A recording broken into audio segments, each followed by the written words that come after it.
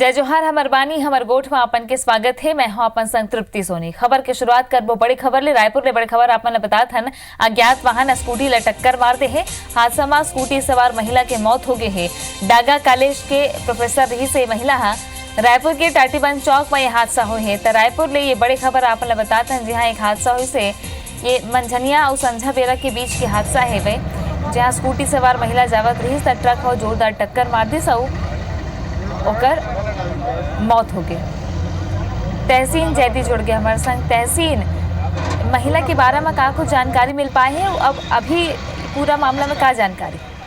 देखिए ये जो टाटीबंद चौक पे करीब 2 से 3 बजे के बीच ये हादसा होना बताया जा रहा है और इसमें बात भी ये सामने आई है कि वो जो मृतका है उसकी उम्र 26 से 30 साल के बीच बताई गई है और डागा कॉलेज में वो प्रोफेसर बताई जा रही है। उसका नाम जो सामने आया है वैशाली पांडे, ये एक नाम यहाँ पे आया है उसमें और ये बताया जा रहा है कि वो BMY चरौदा की रहने वाली बताई जा रही है। और जब ये बताया जा रहा है कि वो BMY चरौदा की रहने वाली बताई जा रही है और जब ये बताया जा रहा है कि चरौदा की तरफ से वो आ रही थी तभी ये महाराणा प्रताप चौक जो है वहाँ पे उसके सामने एक जो अज्ञात ट्रक है उसने उसको रौंद दिया है और उसकी मौके पे ही दर्दनाक मौत हो गई।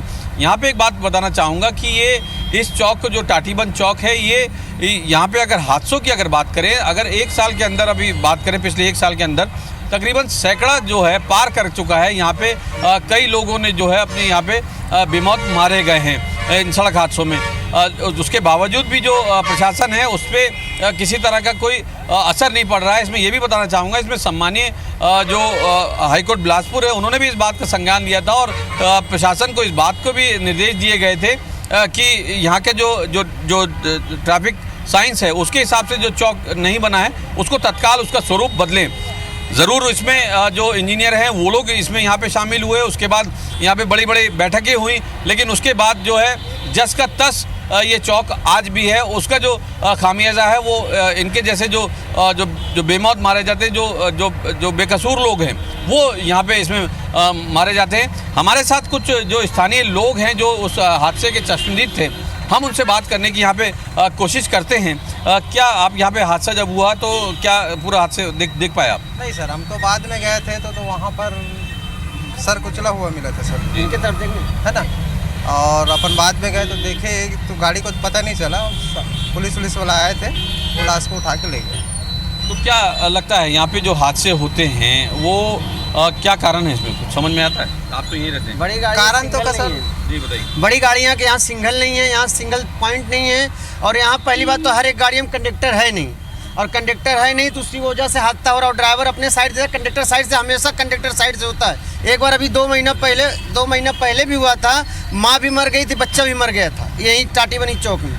निश्चित तौर पे ये एक बड़ी बात यहाँ पे निकल के ये आई है तृप्ति कि ये जो क्योंकि ये जो चौक है ये एक ऐसा एंट्री पॉइंट है कि यहाँ पे जो कलकत्ता की तरफ जो जाते हैं ट्रक वो भी यहाँ आते हैं। उसके अलावा अगर बात करें जो कलकत्ता तरफ से जो भी ट्रक यहाँ जाते हैं वो इस चौक से होके गुजरते हैं, तो काफ़ी बिजी ये चौक है। और लेकिन यहाँ पे जिस तरीके से एक बात और निकल के यहाँ पे आ रही है कि जो एक ट्रकों में जिस तरीके के एक साइड में जो हेल्पर होना चाहिए, यहाँ पे अभी हम जो आए हैं हमने यहाँ पे कई तकरीबन अगर हमने 10 ट्रक देखे तो उनमें से 8 ट्रकों में कोई साइड बताने वाला, कोई एक हेल्पर उसमें नहीं बैठा होता, जो कि सबसे बड़ा कारण बनते। क्योंकि जो अगर केबिन की अगर बात करें ट्रक की, उसमें 6 फीट की दूरी होती है ड्राइवर और जो उसका हेल्पर होता है उसके बीच में, तो वो देख नहीं पाता है, जिसका ये खामियाजा ये होता है कि इस तरीके के बड़े हादसे होते हैं। इस चौक के अगर ट्रैफिक साइंस के हिसाब से अगर बात करें तो ये चौक जो है काफ़ी गलत तरीके से बना है।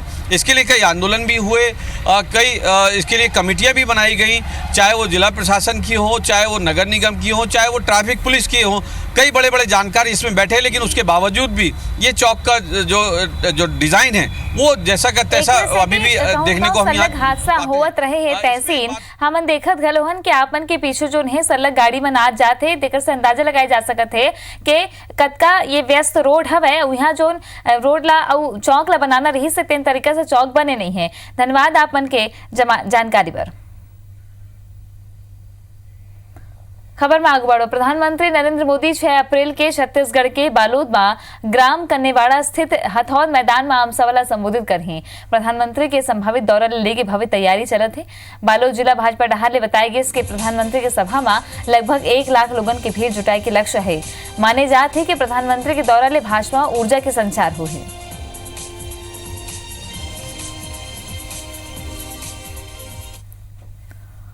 रायपुर के डीकेएस अस्पताल अभी सुर्खी में है। अस्पताल के अधीक्षक रह चुके पूर्व मुख्यमंत्री रमन सिंह के दामाद डॉक्टर पुनीत गुप्ता पर चहेता मल्ला लाभ देकर भर्ती नियम के अनदेखी के आरोप लगे हैं।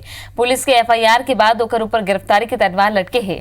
शासन ने 141 पद में संविदा नियुक्ति बर अनुमति लेगिस, फिर 145 पद में भर्ती कर लेगिस। अब डॉक्टर पुनीत गुप्ता के चहेता मल्ला पुलिस जांच में शामिल कर ले।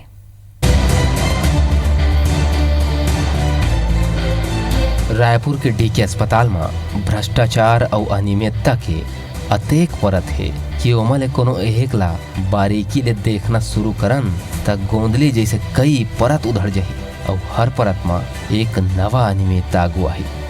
ये अनियमितता में जांच के दायरा में जौन 2 महिला स्टाफ शामिल करेगे है वोला लेके अस्पताल प्रबंधन के कहना है कि दोनों अस्पताल के पूर्व अधीक्षक डॉक्टर पुनीत गुप्ता के करीबी हैं।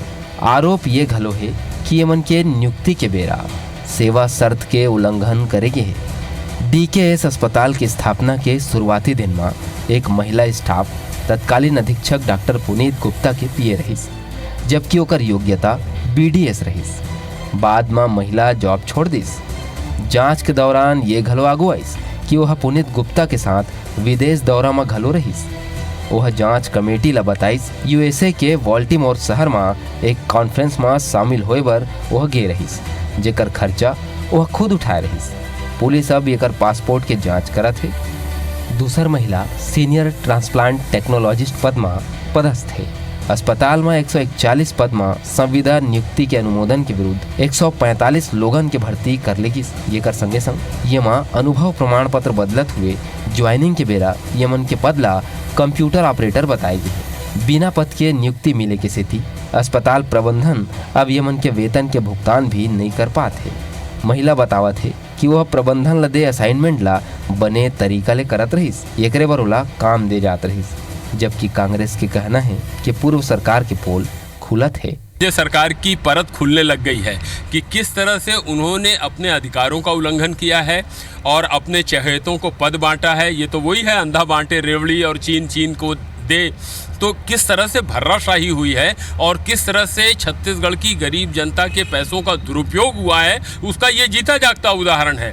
हम तो चाहेंगे कि सरकार इसकी पूरी मीमांसा करे, पूरी जांच करे और जो लोग अपराधी हैं उनको कटघरे में खड़ा करे। डीकेएस अस्पताल समेत पूर्व सरकार के गड़बड़ी मन के बारे में जब पूर्व मंत्री बृजमोहन अग्रवाल ने सवाल करेगिस तब वह सवाल टालगिस और सिर्फ अतके कहिस कि सरकार अपन काम करत है। डॉक्टर पुनीत गुप्ता को लेकर कल दिन भर छापेमारी की गई है, एफआईआर दर्ज है, घोटाले को लेकर क्या कहना? सरकार अपना काम कर रही है। बड़े पैमाना में हुए भ्रष्टाचार और भर्ती में अनियमितता ला लेके अस्पताल प्रबंधन डहार ले जानकारी तो दे जावत है, फिर कोई भी अधिकारी ये मामला में आधिकारिक रूप में बोले ले साफ बाँचत है।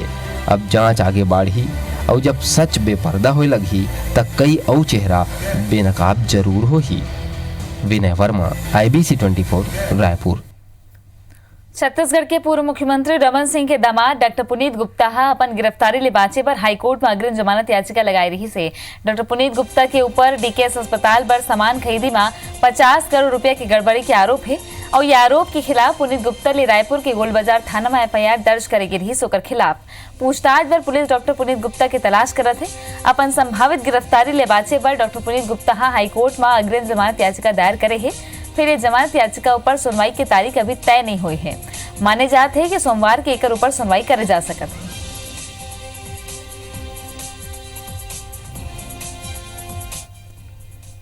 मुख्यमंत्री भूपेश बघेल पूर्व मुख्यमंत्री रमन सिंह ओखर दामाद डॉक्टर पुनीत गुप्ता ओमन के 15 साल के कामकाज ले लेके तीखा हमला करे है। भूपेश बघेल कहेन कि पुनीत गुप्ता सरकारी मुलाजिम है और कहूं कोनो सरकारी मुलाजिम गड़बड़ करथे तो ओकर जांच होथे। रमन सिंह के दामाद के बात चलत है, फिर दामाद 59 करोड़ में दान की बिल्डिंग ला गिरवी रख दिस, बिना बजट के 50 करोड़ खर्चा कर दिस और ओकर स्वीकृति तक नहीं लिस। बिना शासन के अनुमति के पद में भर्ती घलो कर दिस।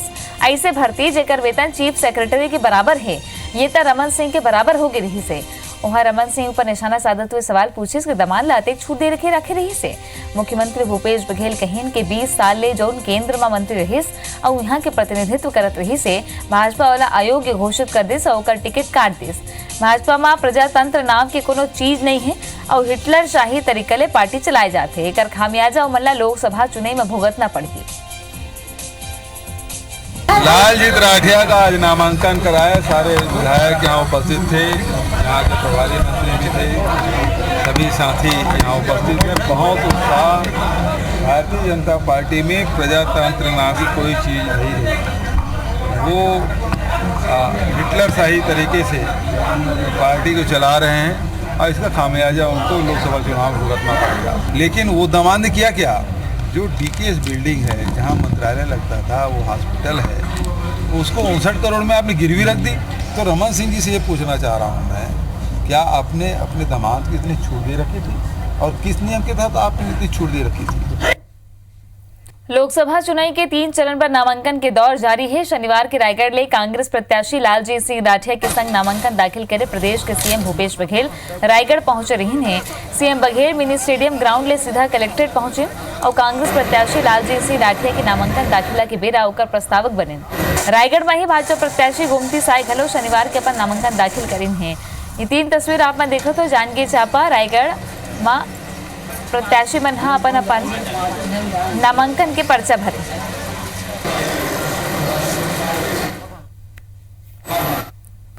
केंद्र सरकार है छत्तीसगढ़ ला मिलैया माटी तेल के कोटा ला कमती कर दे है। मुख्यमंत्री भूपेश बघेल हा जानकारी देते हुए मोदी सरकार ऊपर हमला कहिस के केंद्र ले राज्य ला मिलैया केरोसिन के कोटा हर बछर 1 करोड़ 72 लाख लीटर रही से जिला अब 1 करोड़ 15 लाख लीटर करेगे है।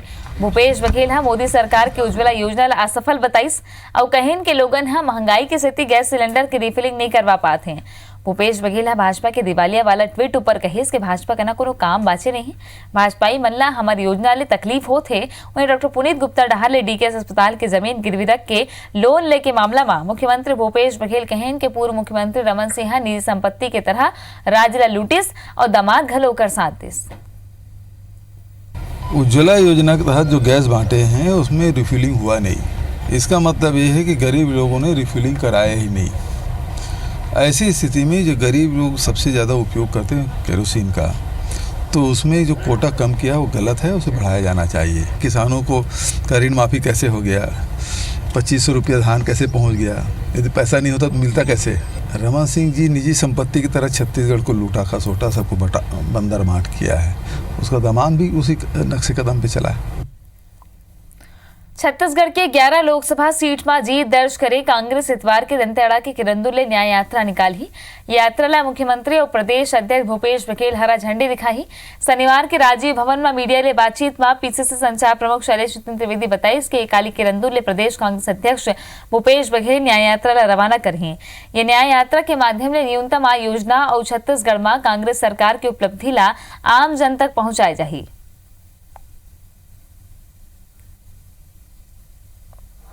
देश के गरीब परिवारों को प्रति माह 6,000 अर्थात प्रति वर्ष 72,000 रुपए दिए जाएंगे। इस न्याय योजना के संदेश को घर घर तक मतदाताओं तक पहुंचाने के लिए कांग्रेस के तीनों मोर्चा संगठन महिला कांग्रेस, युवक कांग्रेस और एनएसयूआई के द्वारा न्याय यात्रा निकाली जा रही है।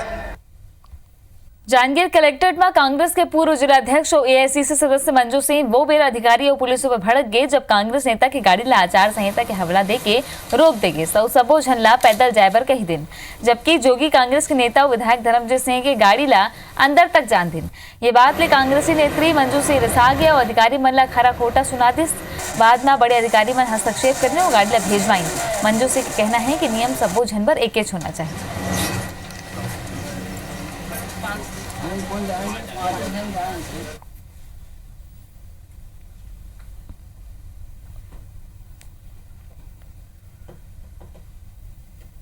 रायपुर में साहित्य और संस्कृति की धारा बहावत है। आवो आपने सुना था।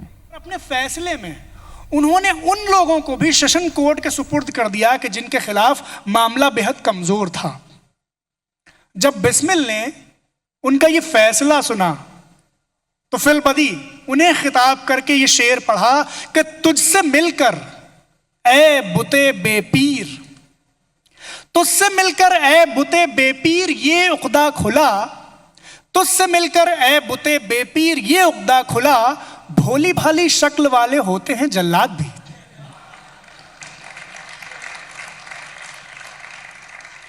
इसी तरह एक बार कोर्ट की कार्रवाई के दौरान जगत नारायण मुल्ला के मुंह से मुल्जिम की जगह मुलाजिम निकल गया, जबान फिसल गई। अब आजाद रूह बिस्मिल को यह कैसे गवारा होता कि उन्हें कोई मुलाजिम कह दे, मुलाजिम तो मुल्ला जी हैं। उन्होंने फौरन ये शेर पढ़ा कि मुलाजिम हमको मत कहिए, बहुत तकलीफ होती है, मुलाजिम हमको मत कहिए, बहुत तकलीफ होती है, अदालत के अदब में हम यहां तशरीफ लाए हैं।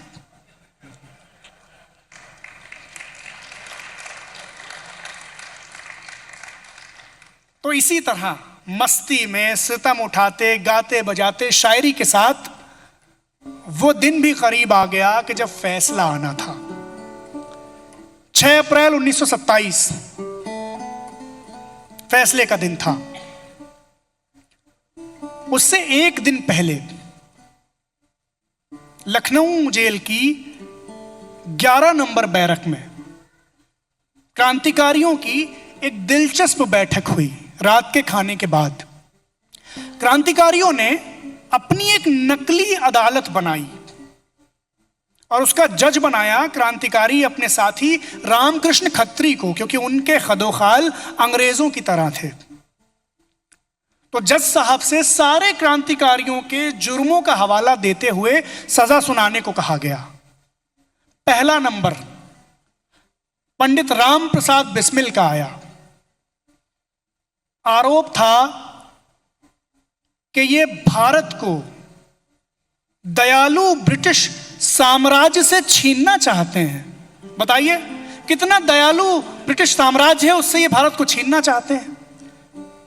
जज साहब ने फैसला सुनाया, फांसी। दूसरा नंबर शचीन्द्रनाथ सान्याल का आया। जज साहब ने अपने फैसले में कहा कि द रिवॉल्यूशनरी पर्चे से पता चलता है कि इन्होंने शोषण मुक्त समाज का भयंकर सपना देखा। बताइए साहब, शोषण मुक्त समाज, इससे भयानक सपना कुछ हो सकता है?